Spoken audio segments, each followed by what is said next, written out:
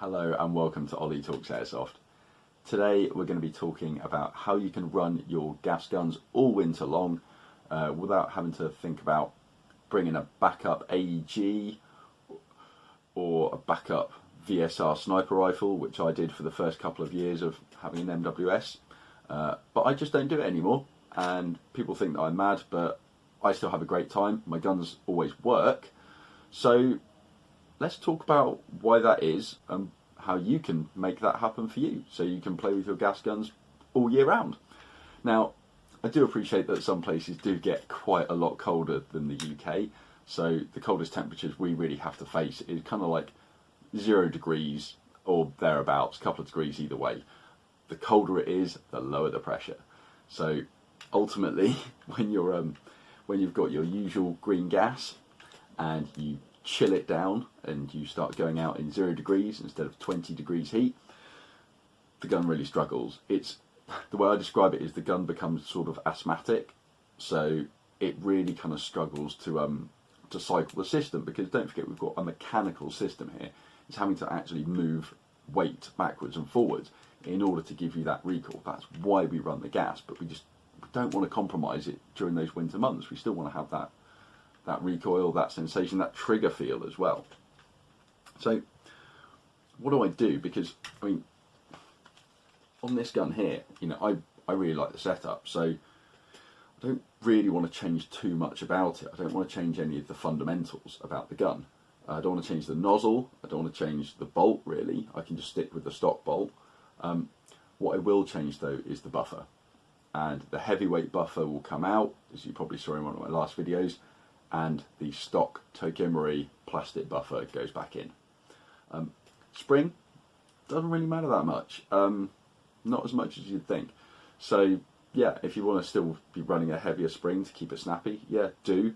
It is slightly harder for the system to power, but not much. Not the same as running a big like heavy steel weight, or even if you've got a lightweight aluminium buffer, it's still considerably heavier than the stock plastic TM1. So as soon as your gun starts to struggle, go back to the stock part and you're going to be good to go for the most part. That's going to keep you running through for some pretty low temperatures. And I know what a couple of you are thinking, because I said, about not changing anything in the bolt or the nozzle.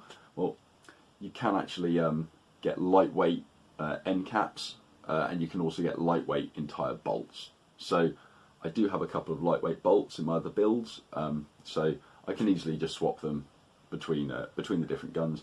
If this gun did start to struggle, yep, I can just put a different bolt in that weighs about half the amount, and that's going to ease up the system and just make it a little bit easier for it to function.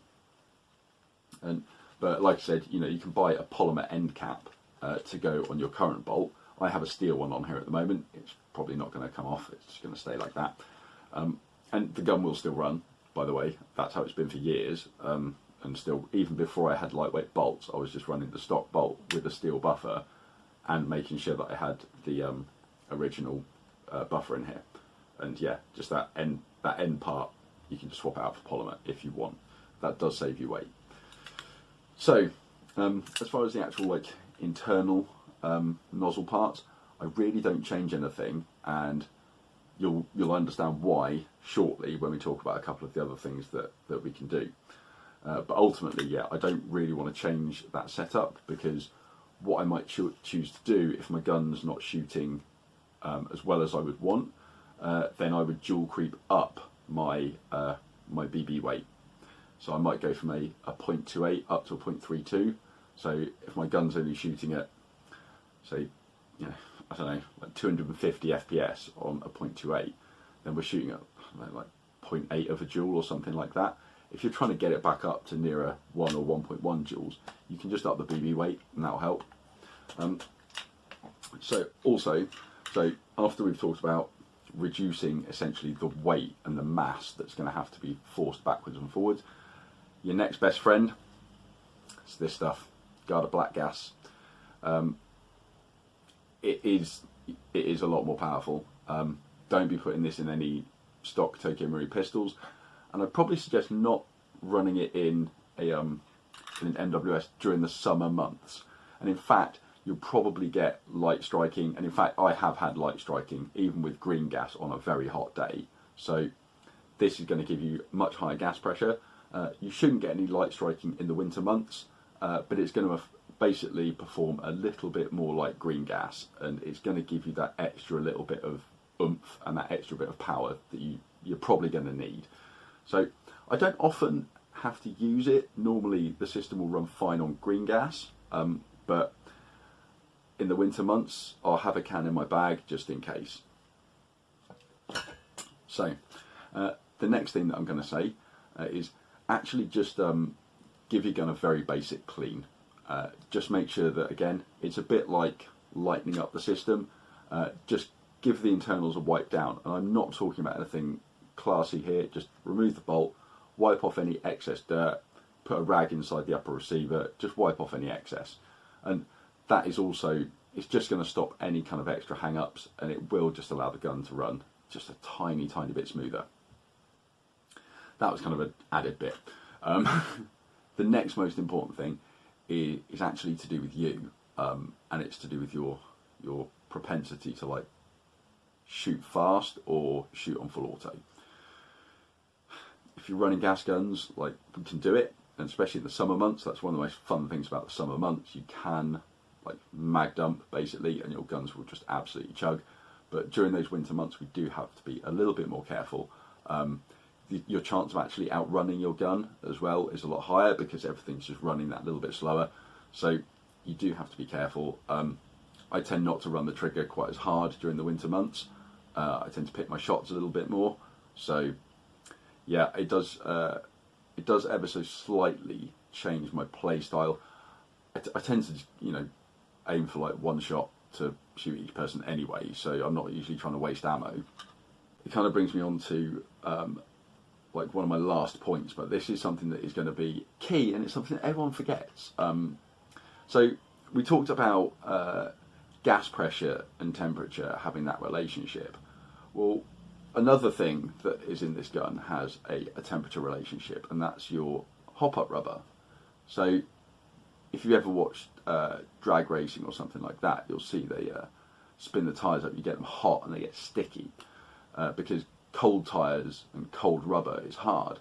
Now you're forcing pressurised, like ice cold gas directly past a piece of rubber, and what's going to happen is, especially if you're hitting that trigger really hard, it's going to start cooling that rubber, and all it's going to lead to is just inconsistency.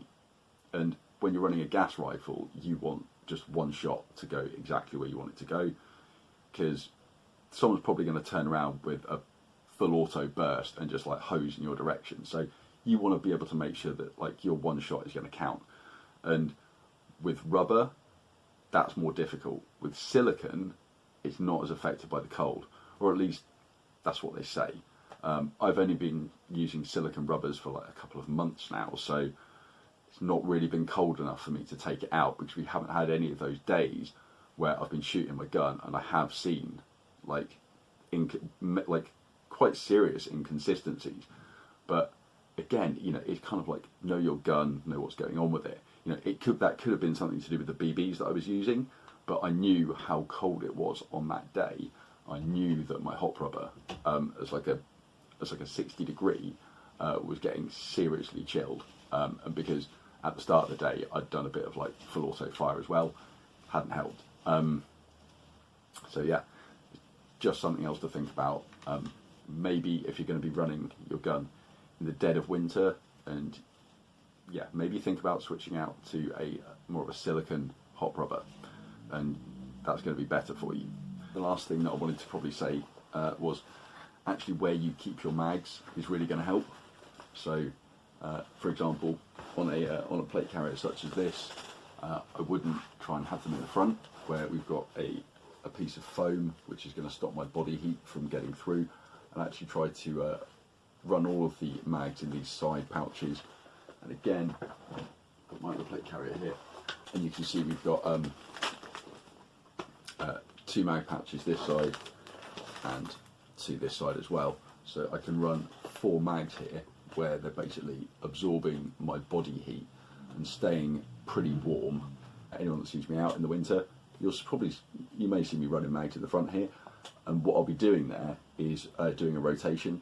So I'll be making sure that there's always hot mags, and any of the ones that are getting really cold on the front, I'll just swap them out for one of the hotter ones.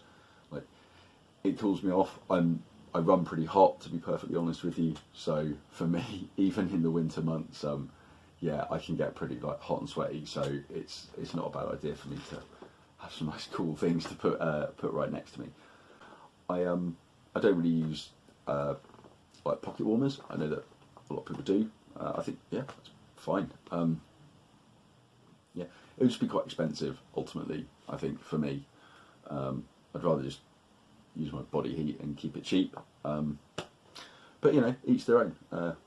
If you want to do that, or if it is really cold, you know, if you're like in Canada, hopefully you guys will win and you'll get to keep playing. I've been following what's been going on there as well. I feel for you guys. That sucks, man. That really sucks.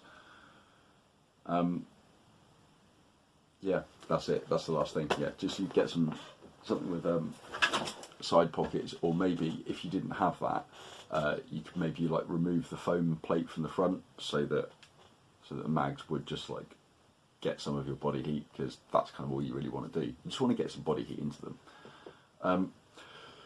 Actually, one more small point is when I mentioned like cleaning the gun, don't put thick lube on it. Just use like a thin silicone spray. You know, you don't want globby, thick grease like slowing that bolt carrier down. You want it to like whip back and forward as fast as possible. So if you do have like some thicker grease, I'd recommend, yeah, get a rag, clean it all out of the upper, from the hop backwards out to the back of the charging hand, like where the charging handle goes. Don't clean towards the hop. Don't do that. That's asking for trouble. Clean backwards. Yeah, just a bit of silicone spray will be absolutely fine. It'll keep it running, and you shouldn't have any problems. I often run mine kind of dry as well. I'm glad I managed to keep that relatively quick. But yeah, they're the main points. So you want to make sure that the system is as light as possible. So either a lighter buffer, or a lighter bolt or something like that. You want to make sure that it's clean and that there's going to be no big clumps of dirt or grime in there that are going to be obstructing the system from just running smoothly. Because again, that resistance is really going to be a problem, because your gun's asthmatic. It's struggling to push that bolt backwards. Next up, increase that the power of your gas. People have asked me about neutral black gas. It's whatever. Garda black gas is actually more powerful. It's the one that actually makes a difference. Neutral just have different colour cans, from what I can tell. Nah, it's you really notice the difference between a can of green gas and a can of Garda black gas. Like, it's night and day, and this stuff will break your guns. Like, not for summer use. So and then once you've switched up your gas weight, just got to remember, like, try and keep control of those shots and keep control of the trigger. And combined with that, having a silicone hop-up rubber is going to help you to keep those consistencies. And even if you are maybe a little bit heavier on the trigger, hopefully it's not going to affect your shots quite as much as it may do, you know, if it was rubber, for example.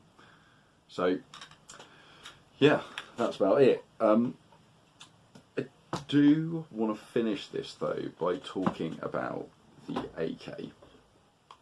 So I said in a previous video that I think that this is going to be really good at performing in the cold weather, and the reason being that it's got a larger cylinder in it. And the way I think about this is, and heat transfer is essentially, if you're blasting some gas up into the cylinder a fixed amount, if it's going into a smaller cylinder, like on the MWS, then it's basically going to cool that area quicker. Whereas actually, if it's going into a larger surface, you know, a cylinder with a larger internal diameter and a larger surface area, it's going to take longer for it to basically chill that area. So more room for expansion, basically. So I think this is going to be really good. So I'm going to be taking obviously the spring and the piston out of this, going back to the original setup for the winter months. I've got my silicon Mr. Hop in here, and I finally have a few more mags. So I'm really looking forward to taking this out. But yeah, this is going to be, it's going to be really interesting to see how well this one performs in the winter. I'm really excited to find out. But the funny thing is, when I take this along for the winter, what's going to be my backup? Yeah, another gas rifle. So I'm pretty confident. They always work. I've never had to sit out a game because my guns haven't worked. So yeah, and now you know what I do. So hopefully you're going to have as much fun as I do. So anyway, guys, I hope that you've enjoyed this. I hope you found it entertaining. If you have, leave a like. If you haven't, let me know. Let's start talking in the comments. I love that kind of stuff. But until the next time, guys, take care.